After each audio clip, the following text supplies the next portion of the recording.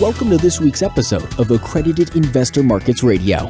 Each week, we speak with you about investing in alternative assets. Unbiased and beholden to no one, Accredited Investor Markets Radio does not accept advertising from any investment firm or financial advisor. Accredited Investor Markets Radio is the spoken word sister of AccreditedInvestorMarkets.com, the internet's most comprehensive and unbiased educational resource about crowdfunding, angel investing, venture capital, private equity, private shares, and other investment classes beyond publicly traded stocks and bonds.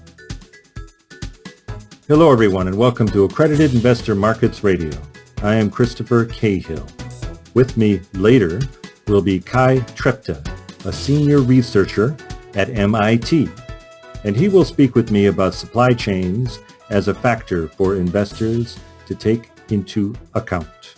But first, let's talk about the Federal Trade Commission, which is working for all of us. And I do not mean that sarcastically, notwithstanding the many shots we've taken at those who capture regulators and regulators who overreach.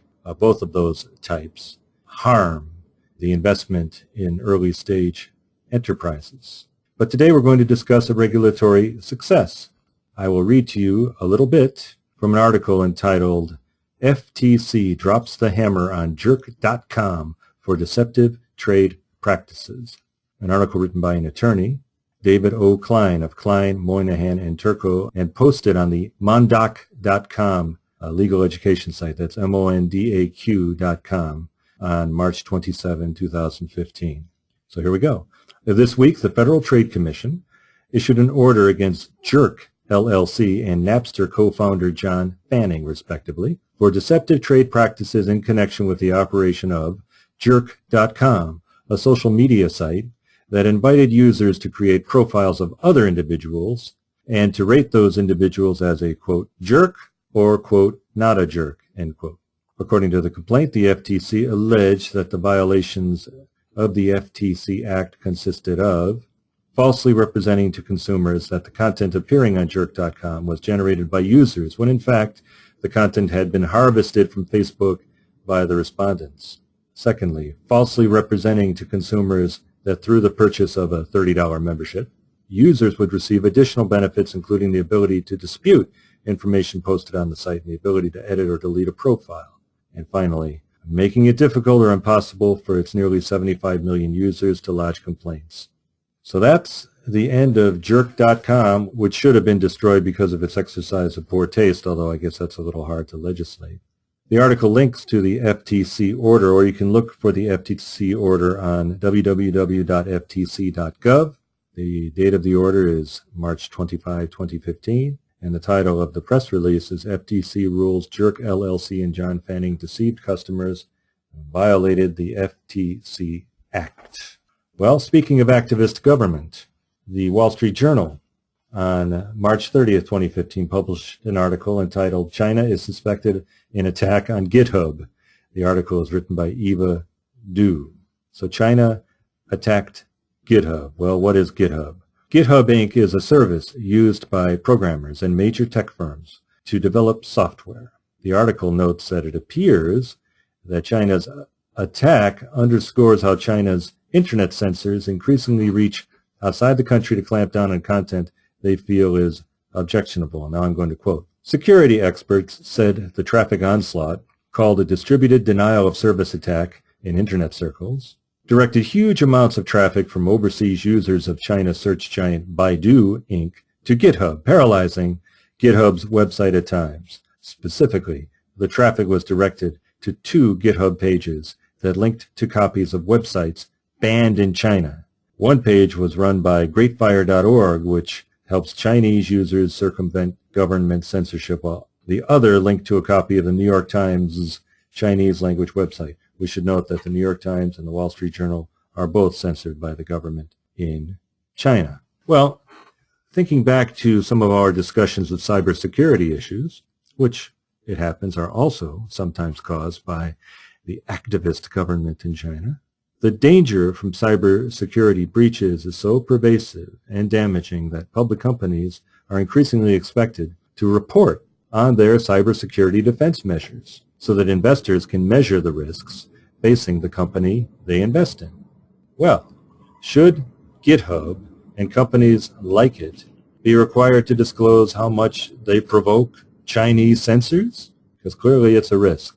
Well, probably not, but I guess we'll have to leave that to the securities lawyers and to activist investors. And now, let's move on to the more fun precincts of opportunity. A new startup opportunity is just crying to be pursued that will reinflate the biotech investment balloon that was recently deflated. What is the opportunity? Medieval potions.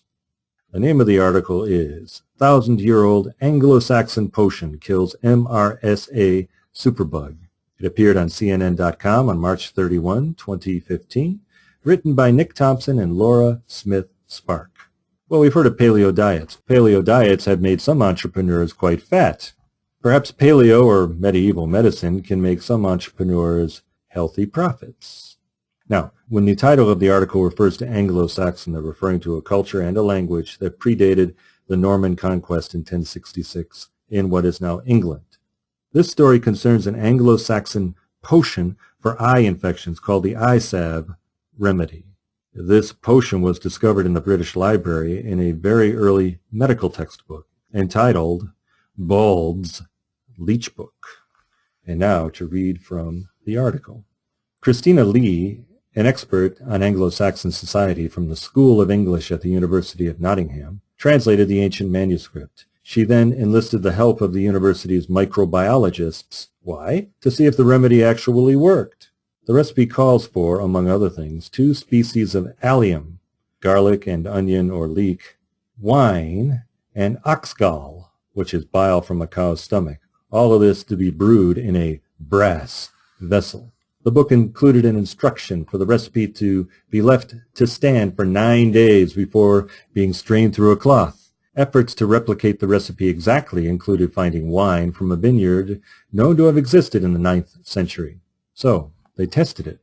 They tested it on cultures of MRSA, which is a methicillin-resistant Staphylococcus aureus, a type of staph bacterium that does not respond to commonly used antibiotic treatments. Well, it worked. It worked on the cells. Okay, so they tested it in an in vivo wound model, i.e. a mouse, and it worked. They were worried that they would not be able to repeat the feat. Well, they could. So the microbiologist team now says it has good replicated data showing that the medicine kills up to 90% of MRSA bacteria in vivo wound biopsies from mice. Well, that's impressive. It also means that there should be an increased demand for Latin, Attic Greek, and Aramaic and Anglo-Saxon skills on the part of biomedical entrepreneurial teams. Okay, yes, it's impressive, but any reader of Harry Potter would tell you that this memory has been tampered with. A more likely scenario than that laid out in the article is that Neville Longbottom, now a senior grad assistant in herbology at Hogwarts, stumbled across Ball's Leech Book in the restricted section of the Hogwarts library. He probably got help from Hermione Granger. He also probably drew upon the marked-up Advanced Potions course book once owned by the Half-Blood Prince, which Longbottom pinched from the room of requirement as he was trying to prepare for preliminary exams. Now, for a more muggle-oriented investment opportunity. Think electricity microgrids. And I'm referring now to an article on the AIMkts.com website entitled Op-Ed, The Monkey Says, Electricity Microgrids. The article is written by our own AIMkts.com contributor, Billy Ray Valentine. You can find it on our website. What's the problem? The problem is that there aren't enough electricity grids in the underdeveloped world. They're not reliable enough. Another problem, the high vulnerability of electricity grids in the developed world to attack, quite frankly. The solution to both is suggested by a company known as Uncharted Play. And some of the products of Uncharted Play are described in the article. Let me quote. Uncharted Play, quote, created and sells the socket and the pulse. The socket is a soccer ball, and the pulse is a jump rope. Both harness kinetic energy to charge a lithium-ion battery, which in turn is used to power an LED light or a USB-accessible device. So you play and then you play on the internet. Also, the article described a product called the ECOS Power Cube. Power Cube is all one word. The ECOS Power Cube is the world's largest mobile solar power generator. It runs on high-power photovoltaic cells that extend from its container. Combined with an easy-to-set-up wind turbine, energy is stored in onboard batteries. Well, this sounds like a kind of grim set of scenarios in the developed world anyway, on which to invest, on which to predicate your investment. But let us not forget an insight from an early episode in the longest-running TV show ever, The Simpsons. Bart Simpson's Aunt Selma famously made out like a bandit, investing in the Mace Company, quote, before society crumbled, end quote. Well, you too can beat the crowd before the lights go out. Speaking of logistics, let's get to our interview with Mr. Trepte. Kai Trepte founded John Galt Solutions, Incorporated, in 1996 and served as its vice president of sales and services. As an industry thought leader in forecasting and supply chain planning, Mr. Trepte has spoken at conferences sponsored by APICS, the Institute of Business Forecasting, DC Expo, Retail Systems, Consumer Goods Technology, and Supply and Demand Chain Executive. Kaya has also recently joined with Launchpad, one of the largest angel investor groups on the East Coast. Mr. Trepte has advised hundreds of companies in defining their forecasting, sales and operations planning, inventory management, and performance management processes. These companies have generated millions of dollars in cost savings and increased revenue. Mr. Trepte graduated from Macalester College in economics and computer science and is also a certified professional forecaster. We're going to talk today about investors and supply chains. Kai, it's good to have you with us. It's an honor to be here, Chris. I'm glad you feel that way. So Kai, we've all heard of supply chains. I think we have a pretty general idea of what they are, but how would you define them? And perhaps we should define them, or I suggest we could define them in the context of how Walmart beats Sears. I think that's a really nice way to do it. I think of supply chains as the processes and procedure whereby customer demand gets turned into products and money. And in many instances, they're very simple things. You know, for example, if you look at Walmart versus Sears, they have very low costs. And one could look at that and say, well, a big part of that is that they simply negotiate better than Sears does. But it's more than that. For example, if you look under the covers and you look at their supply chain, they have, for example, the ability to take product that comes in from one location, and instead of putting it in a warehouse and then shipping it to another, they can bring the product in, know where it's supposed to go, take it off one truck, and put it onto another truck. And you say, well, you know, maybe that saves 15 minutes, and, you know, that's not a lot of money. But when you do it at the scale of a Walmart, it turns into a huge amount of money. And part of the reason that Walmart has been so successful is that they've taken many, many small steps that add efficiencies to their business in terms of how they handle product, in terms of how they set up their stores, in terms of how they use their systems. And all of those things have led to a huge competitive advantage. So now it's very difficult, for example, for a Sears or for a Kohl's or for other people to compete with them because they are so efficient and they have so much cost advantage that if you're going to compete, you have to compete on another metric. Yeah, I think you make a compelling case and describe what Walmart has done in general terms. Although I should mention that having negotiated in my time with Walmart and with Sears, they do negotiate better than Sears. They're about as tough as anybody out there, Walmart is, in addition to their supply chain. I just thought I'd mention that, having been in the trenches. And this is actually something that's very interesting. Yes, they are very aggressive negotiators, but things that they do, and part of that process is that they also provide additional services. So, for example, they will let you see, you know, what customers are buying. They will work with you to plan programs, and because they're giving more certainty, if the companies who work with them have very strong supply chains, they can actually use that information to drive real cost out of their business. And, the thing is that it's very interesting. You look at, Procter & Gamble, you look at many large companies, they have teams of people that sit, very close to Walmart and work very closely with them to plan the execution and deployment of products throughout the Walmart supply chain. And as a result, they save money, and those savings get passed on to customers as well. So it's in essence an entire infrastructure and approach that, if companies are capable of taking advantage of it, can lead to great profits. But if you can't take advantage of it, it's very difficult to compete. All right, so Kai, staying 1 kilometer up, we've been talking about Walmart, which deals with, after all, tangible things. So the supply chain is the supply chain of objects being moved around more efficiently in small ways that add up to great big differences in their competitive advantage. And of course, we can imagine an oil company or something having great supply chain, both problems and opportunities as far as competing with other oil companies. But what about non-tangible things? What about a knowledge industry like consulting? Do consulting operations have supply chains and supply chain issues and opportunities? From my perspective, some people would say no. From my perspective, I think they do, in the sense that if you think about a consulting company's supply chain, it really needs to focus on 2 areas. The first is the raw materials are people. So it needs to have a process for sourcing consultants.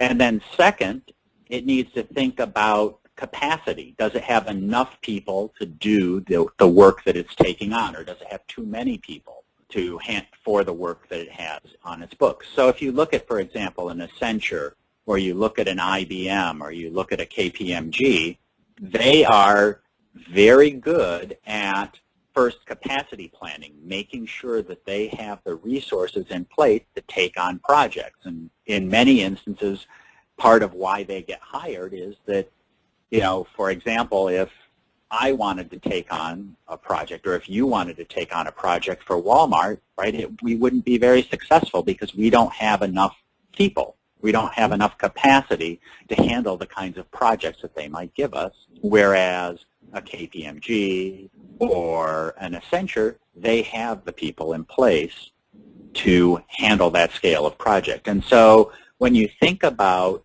non-supply chain companies, companies that deal with non-tangible assets, they still have a supply chain. It's just, rather than thinking about moving around goods, it's about, looking at how do you get the resources you need in order to deliver the product you're interested in, or having the capacity to handle projects that are coming in the case of consulting. For example, if you think about ATM machines, right? They have an inventory of cash. They have to handle customers. So there's a supply chain associated with that. If you think about companies that sell ads, right? There's a limited amount of ad time available, and how much do you allocate to different classes of customers? These are places that are traditionally not thought of as having supply chain problems, where supply chain analysis and supply chain techniques are being used to really help improve profitability and increase the efficiency of those businesses. So when one thinks of supply chains as being solely physical supply chains, then one might say, well, it's easier to invest in a startup tech business or a startup knowledge business. It's more attractive to invest, and less attractive to invest in a startup supply chain business because, because why? You explain. Well, it's interesting. If you look at, let's assume that you have 2 companies with equal, or the success rate between technology startups and supply chain startups is the same. The payouts on technology companies are much higher. Typically, let's say 10x revenue might be a nice exit, or 100x, or if you're WhatsApp, I mean, it's, the sky's the limit. Whereas if you're a more traditional supply chain company, your payouts are going to be, let's say, 1.5 maybe to 3 times the payout. And so when you look at it and assume the same success rate, for the same amount of risk, you're potentially getting a higher rate of return in the technology companies. Therefore, higher present value, yes. Therefore, a much higher net present value. The other thing is that if you look at the amount of capital required, historically, technology companies or historically non-supply chain companies have been less capitally intensive. And, so you look at a big success that was a traditional products company, take, for example, Nest. They got bought for $3.2 billion by Google. So what did they do? What did they make or give? So Nest decided that the way people interact with their home automation equipment, so initially, let's say thermostats, was terrible, right? They're hard to program, they're hard to use, and Nest decided that they were going to make a thermostat that was easy to use and put technology inside of it that would let it learn how you like to have the temperature of your house set so that it could make decisions. So rather than having to do any programming, simply by you changing the temperature, the thermometer or the thermostat would figure out what you wanted your house to be heated like. And This is like the optimal roommate. That's exactly right. You don't have to explain anything. It's easy to live with this person because they pick up on what you're laying down. That's exactly right. And in addition to that, they capture a lot of data about your house, when you're home, when you're not home, when you're turning on the heat, all of those things. And so for Google, this is valuable information because they have motion sensors, they have humidity sensors inside of the thermostat. And guess what? When you come home, Google now knows you're home. And when you're doing a search, they can use that information to present ads to you. Hence Google so perhaps rather than serving you an ad that says, 50 cents off Starbucks coffee, right, because you're not going to leave your home, they might, for example, serve you up an ad that says, vacations in the Bahamas, because they know what your local temperature is. They know that, it's gray out. They know that, you're not happy, and you might be in the market for a vacation. So Google bought Nest thermostats, and what did Nest start with? What kind of money and what kind of valuation? And what was the purchase price? And this is one of the reasons why traditionally, angel groups and accredited investors have stayed away from, let's call them product or supply chain intensive companies. They initially raised $80 million on an $800 million valuation, right? So if you think about that from, sort of the average accredited investor perspective, that's either a recipe where you put in a small amount of money and get diluted out of existence, or, you're putting in a huge amount of money and, that's one of your only investments. One of the things that's changed, and one of the things that I think that's exciting, is that there are, I think, a number of trends that are starting to shift the balance between the desirability of investing in technology companies versus supply chain companies.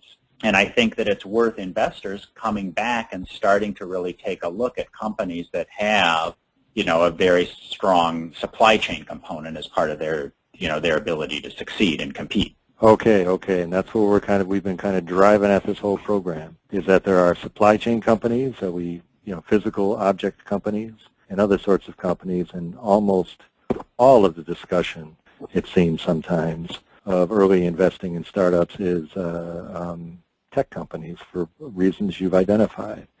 Now, the pitch. Why should an investor look at supply chain companies? The reason that they should look at supply chain companies is that in many instances, they have less risk than a traditional tech company. Less risk and no return whatsoever. That's exactly right. And part of that is that in many instances, these supply chain companies are finding an existing market and then applying new technology to that business. So, for example, one company that I thought was really interesting is a company called Lumioid. And what they do is they rent audio visual equipment. And the thing is that there have been lots of companies that do that and have done that successfully for years. The difference is that they've applied technology to that. So first, they're a web-only company, which means that people can search for them and say, I want to rent a lens because I'm going to, for example, the Galapagos Islands, and I need a zoom lens. And I don't want to buy one, I just want to rent it. Second, they can look at, consumer tastes, what's selling on the various platforms, eBay, Amazon, so that they have the products that people are buying. And then third, they can go through and look at what their rental rates are, and as those rates start to decay, meaning the product is no longer popular, they can then sell that product off to their customer base. And so you look at that and you say, okay, I know that there's a market for this rental equipment because there are lots of businesses that do it. Now this company is coming into this market and they're applying technology, but they're doing it in such a way where they can really take advantage of supply chain efficiency, just like Walmart does. And each and every little thing they do, it's a small, it's a small incremental change, but when you add it up, it makes a big, big difference. The second piece is because of the way that they've structured themselves, they don't take the same kind of capital that, for example, a Nest does. So when they came out of Y Combinator, they raised $1.1 million to get themselves started and launched. Well, when you're talking about a $1.1 million raise, that is well within the range of what angel groups and accredited investors can participate in and get a great rate of return. But even if the capital the capital demands were a little higher, the point is, even if everybody needs a thermostat, lots of people need to rent the kinds of things that Lumoid provides, so there's limited downside risk. Whereas if you're taking a flyer on a new tech idea and that's all it is, and a new market has to be created for that tech idea, well, there's substantial downside risk. That's exactly right. And I'm not saying that every supply chain play or every supply chain investment is better than a tech investment, right? Yes. But if you're thoughtful about how you evaluate it, you can find situations where you have a really significant opportunity where, yes, you get a smaller payout in terms of valuation, but you're also taking on a smaller amount of risk.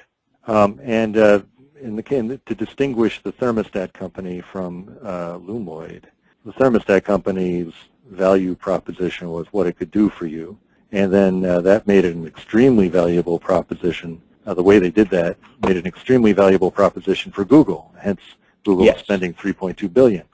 Whereas Lumoid, to illustrate the value of supply chain analysis, its value proposition is supply chain analysis.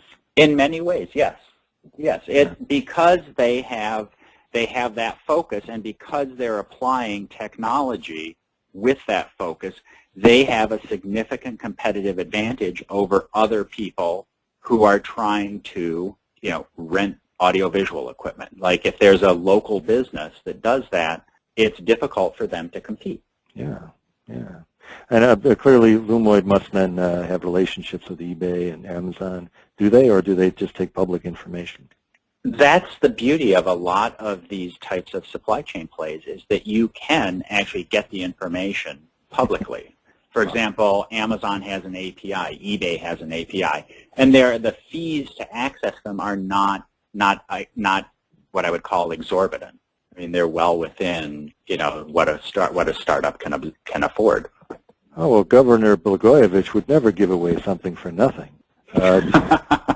First of all, what is an API, and why shouldn't Amazon and eBay charge more when they realize that other companies are profiting from this? Well, an API is in essence a way of providing an interface or a method of access to your technology. So if you think about it like a house, it's basically the door to the house. And why do doors work? It's because pretty much everybody has agreed a standard door is, let's say, 36 inches wide by 72 inches tall, right? Mm-hmm. And with an API, in the case of Amazon or in the case of eBay, they have set up a process that says, we've got thousands and millions of products, but we're going to give you a consistent way to ask questions about them and get answers to them. Now, why do they let people access them? Because the thing is that once you've written code, once you've built your technology to access them, you're locked in, because it's very expensive to switch from one API to another. Very similar, like let's say you wanted to replace the door in your house, it would be an expensive proposition. So that Amazon then gets a sort of path dependency, and Lumoid or other companies that do what Lumoid does in gaining access to the information of Amazon will tend to get access to information from Amazon, hence interact more with Amazon and transact more with Amazon. Is that the idea? Exactly. And based on the information that they're requesting from Amazon, Amazon can then take that information and feed it into its systems. Right. So there is some benefit for Amazon beyond the fee. Well, that's what an interesting way to use the strength of Amazon to create a strength for Lumoid. So how do you recommend then that accredited investors and angel groups, when they look at a company, beyond standard due diligence, are there supply chain specific analyses that they can conduct? There are, I think, 4 things that I think about when I invest in companies that have, a strong supply chain focus. And these are my preferences. Other people may view it differently. One of the first things that I look at is, how do you decide whether or not the company's going to need a huge infusion of money? So one of the first things I look at is I look for steady revenue growth versus a period where you have exponential revenue growth. Okay. Because if you think about exponential growth, if you have product tied to that, that is working capital, right? That is more infrastructure, right? There are costs, real costs that come with that, versus, let's say, a WhatsApp, where the cost of an incremental customer is nearly zero. Right, so there you want to see exponential growth. Yeah. But again, there are other investors that want to see sort of the hockey stick with supply chain related companies. But again, that to me is a signal that at some point, once that growth takes off, you may need to put in a fairly significant amount of money. Of course. Well, all right. So you need to know the business will scale in a certain way before you commit to the money. Yes. Another thing that I look at is, does the customer mix that the company is going after support the supply chain they've got in place? So as an example, let's say I've got a business that is set up to deal with small businesses, meaning I have a large number of customers, each of which do a small amount of business with me. That means that I'm going to have a certain set of capabilities. So, for example, if I am shipping products, I'm going to be shipping out, small boxes. Yes. Right? I'm going to be using, for example, likely UPS, and I'm likely going to be using FedEx to do a lot of my shipping. Mm-hmm. If, as part of that company's strategy, they said, we're going to use the same infrastructure to now support Walmart, I would be skeptical, because Walmart is going to be placing large orders. They're going to be placing orders, for example, that will fill up an entire semi-trailer. Well, at that point, it may not be cost effective to ship that through standard UPS or through standard FedEx. So you're going to need more capital. It's as though the thermostat company suddenly decided, after shipping to individual homeowners, it was going to ship to Home Depot and Walmart. It requires a capital infusion. You can forecast this. Yes, but even more than that, it requires a different kind of supply chain, right? It requires the capability of, for example, being able to hire semi-trailers, right? And it's not that this stuff is not doable. It's not that people don't understand it. It's that It just requires a different set of capabilities.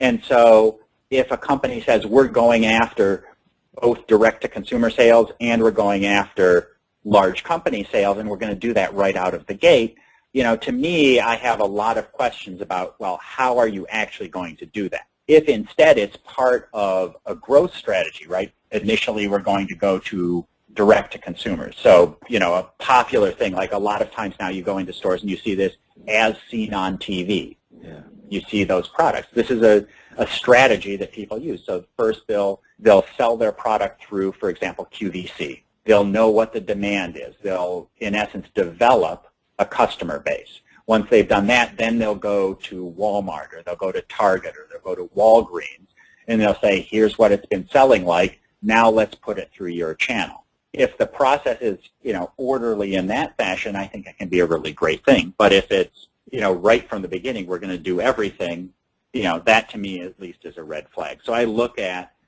is the customer mix that the company is going to pursue consistent with their supply chain capabilities and with their business strategy? So let's say it is, and let's say that the revenue growth is, sufficiently described, and you're convinced that the revenue growth will be satisfactory, the customer mix is consistent with supply chain capabilities, and let's say you're sort of like the Lumoid company, which has a supply chain competitive advantage.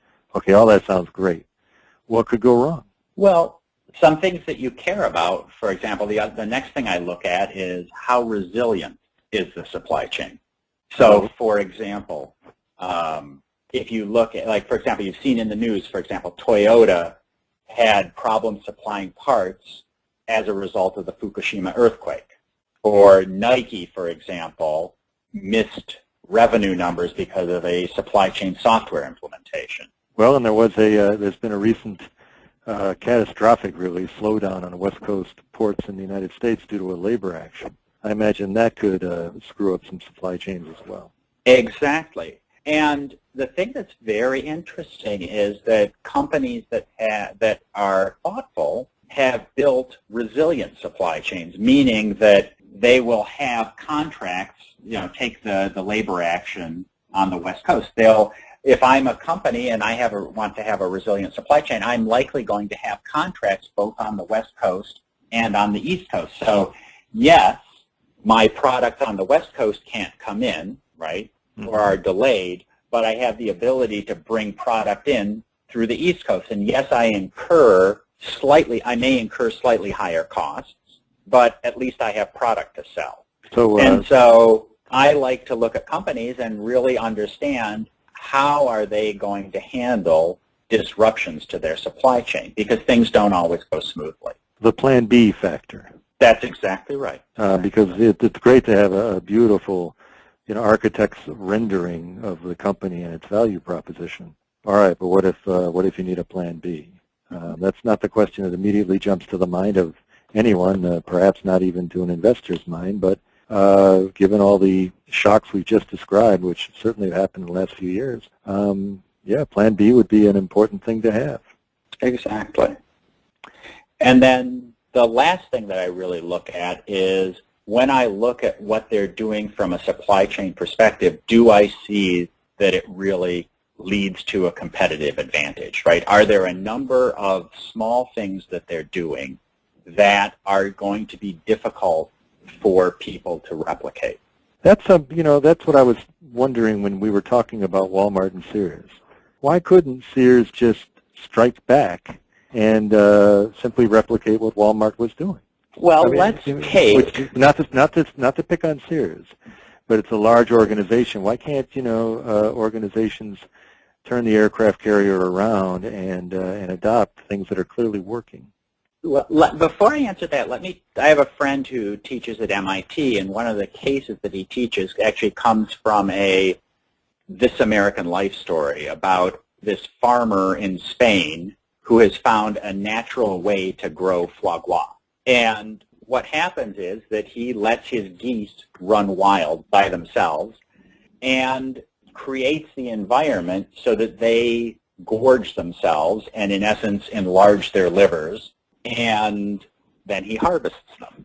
And the whole This American Life story is about another restaurateur working with him to try to copy what he's done. And they tried for 3 years and couldn't do it. And so, for example, here were some of the things that they discovered. When they did their first batch of eggs, they incubated them, but they made the mistake of touching the egg so that the embryonic goose knew that it was not in the wild. And so its behavior changed as far as gorging. Its behavior changed, exactly. So it wasn't afraid of starving to death. That's exactly right. And then, for example, they had fences to try to keep wolves out because this guy loses about, between 20 and 30% of his geese to just predation and various other things. Well, again, when he came over, he said, well, you can't do that because now they feel safe, right? They know that they're not in the wild.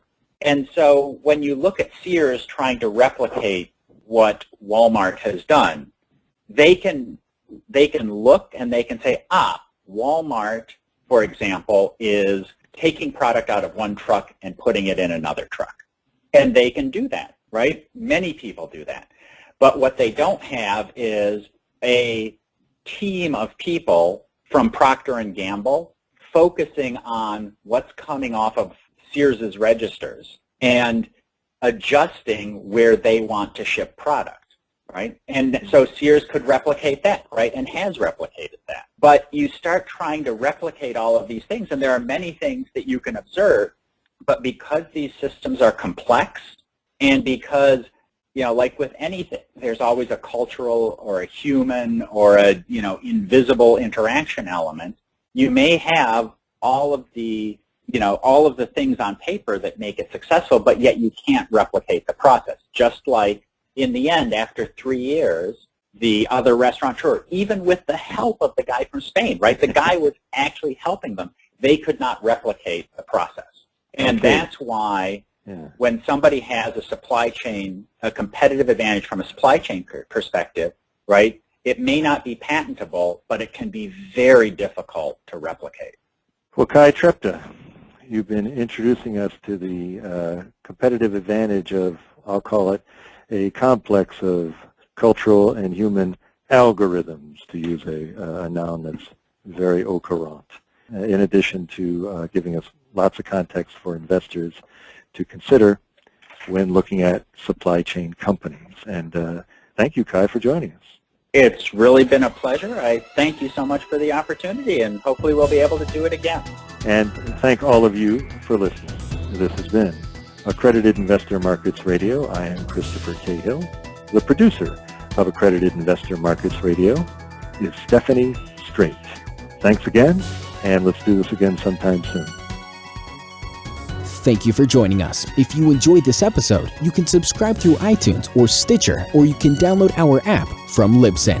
You can also listen right on our website, www.AIMkts.com. Each week, Accredited Investor Markets Radio brings you news and education about investing with a focus on alternative assets. To see a short-written summary of this episode, go to www.AIMkts.com. Accredited Investor Markets Radio is a production of Financial Poise Radio Productions, LLC.